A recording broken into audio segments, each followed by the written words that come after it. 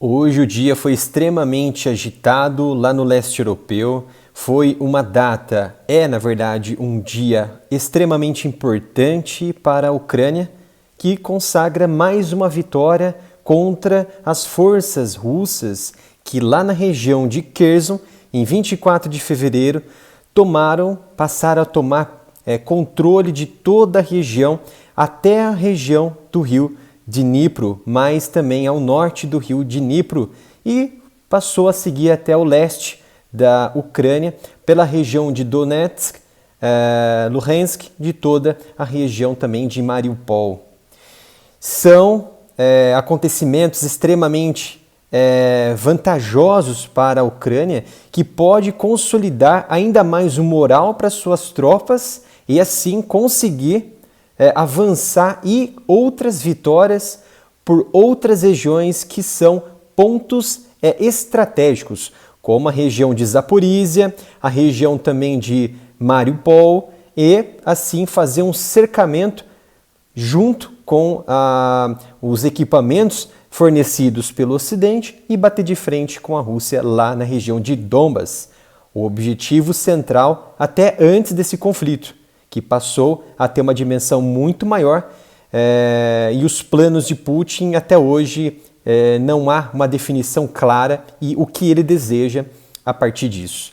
Vamos então com os artigos aqui no site do areamilitaroff.com. Vamos destacar 3 artigos importantes. A autoridade ucraniana diz que não irá negociar com criminosos de guerra, em referência a Vladimir Putin. O promotor Andriy Kostin, ele foi enfático em falar que não tem a possibilidade alguma da Ucrânia, do governo de Kiev, a justiça de Kiev, tentar uma negociação de cessar-fogo, uma possibilidade de diminuir as escaladas de conflitos bélicos e também diplomáticos com a Rússia, neste momento em que Putin é o líder da nação. Ele não deixou claro, é óbvio, se haverá uma conversa com outras autoridades dentro da Rússia. Pelo que percebemos das últimas medidas, das últimas ações ucranianas, isso também não vai acontecer. Eles querem o quê? Nas análises que vemos, que observamos, e também nas análises que eu prevejo a partir deste desfecho, que o Kiev, a figura de Zelensky, pretende aguardar para que uma pressão do Ocidente e também das próprias autoridades da Rússia, que isso é muito, mas muito difícil de acontecer, consigam de fato retirar a figura de Putin na liderança de negociação. Porque ele mesmo, o russo, deixou claro que ele será a negociação, ele será a peça-chave da negociação e ele vai determinar ou não o cessar-fogo ali na região. Sabemos sim que Kiev também tem uma certa dificuldade na hora da diplomacia. Porém, quem está sendo invadido são os ucranianos, diferente dos russos. Quem deveria falar primeiro, com certeza, é Kiev.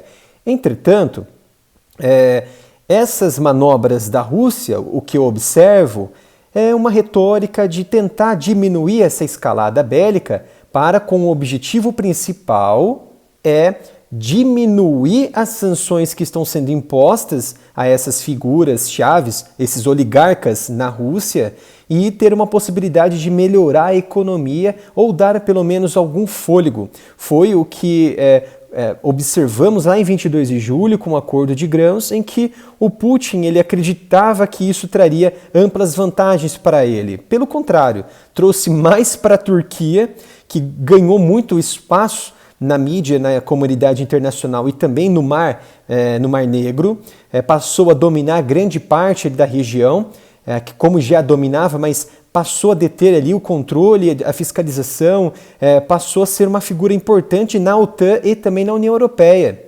E ainda tem a possibilidade de receber gás russo para fazer o escoamento por toda a Europa. Mas, nesse momento, Putin e suas autoridades vêm tentando desescalar essa tensão. Inclusive, ordenou dias atrás uma retirada maciça de suas tropas na região de Kherson. E hoje, 11 de novembro, observamos que toda a cidade de Kherson, na verdade, ficou ausente dessas forças russas, essas forças de operações. Isso quer dizer o quê? Que Kiev venceu a região de Kherson, a Rússia ela perdeu a sua influência ali no território, ou ela quis tirar para manobrar para outra região? É isso que vamos tentar entender ao longo desses dias que vão ocorrer. Por quê? Podemos sim suscitar que haverá uma manobra, então eles estão encaixando essas tropas em outros cenários, como isso ocorreu, por exemplo, na guerra no Iraque, no Afeganistão com as tropas americanas, mas também pode ser realmente uma vitória em que as tropas russas não observaram nenhum ganho ali. O planejamento, a estratégia de Putin falhou naquele momento.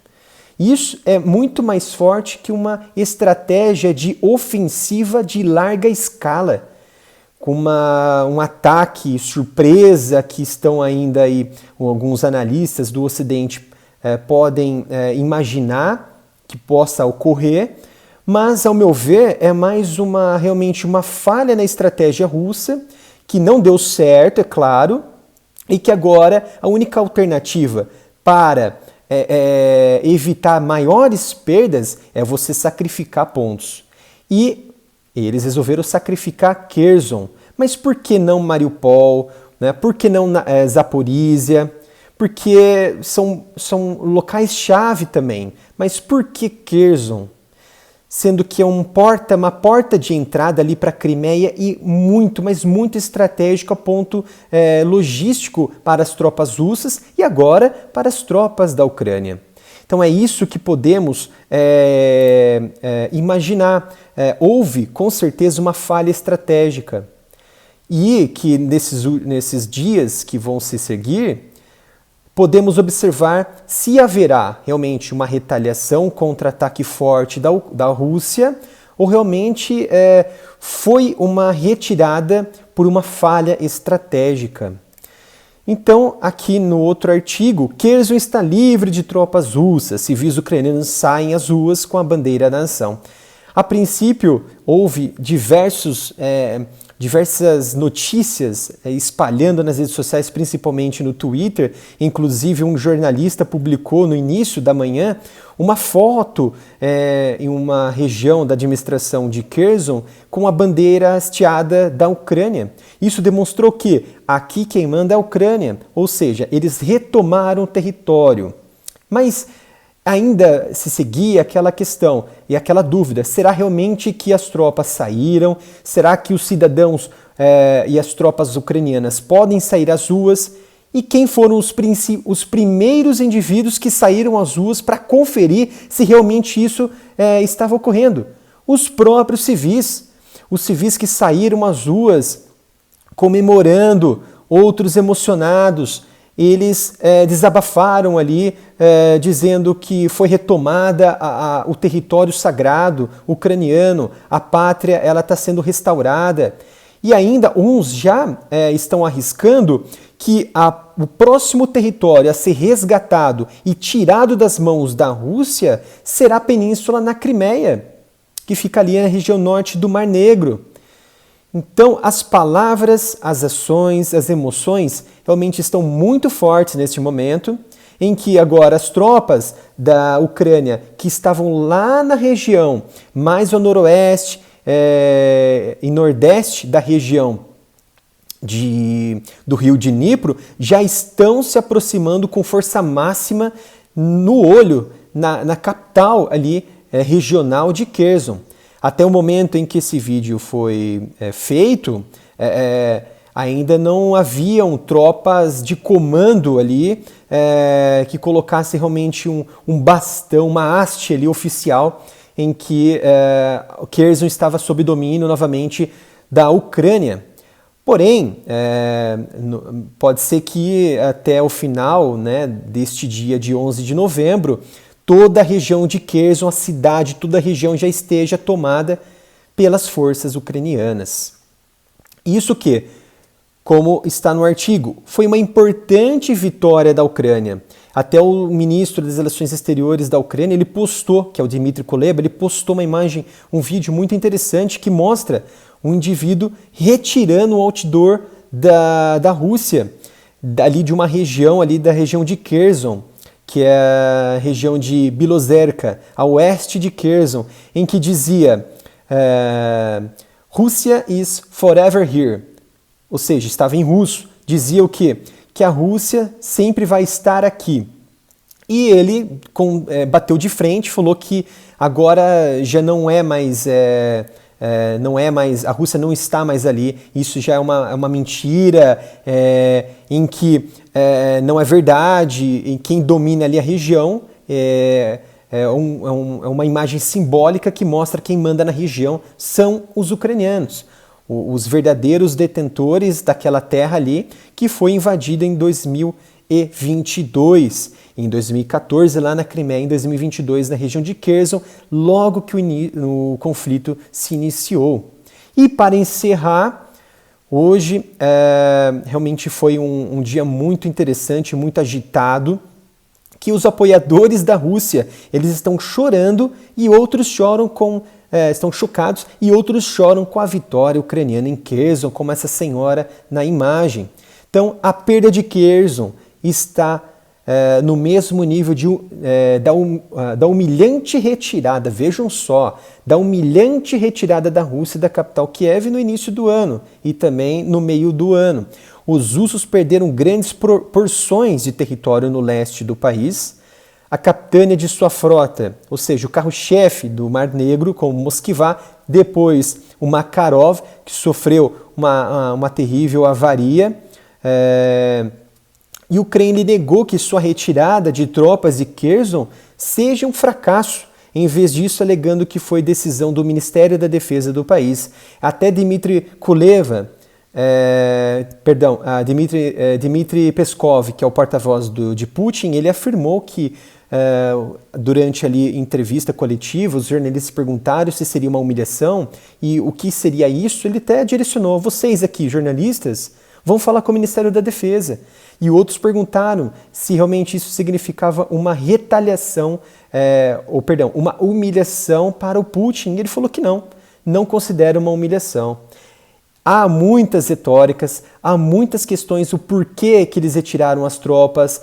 A minha posição eles falharam no planejamento de ocupação. Eles não estavam preparados para a força ucraniana com os dispositivos americanos do Ocidente, do Reino Unido, da Alemanha.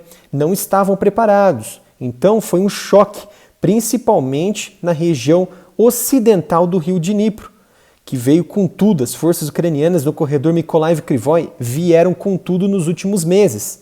E a mídia oficial e também apoiadores tentando olhar para o outro lado e minimizar a situação, chamam o que está acontecendo em Kherson de manobra, redistribuição ou reagrupamento, como havia dito, que poderia ter essa possibilidade, mas que claramente isso tem sérias possibilidades mínimas possibilidades de ser, até porque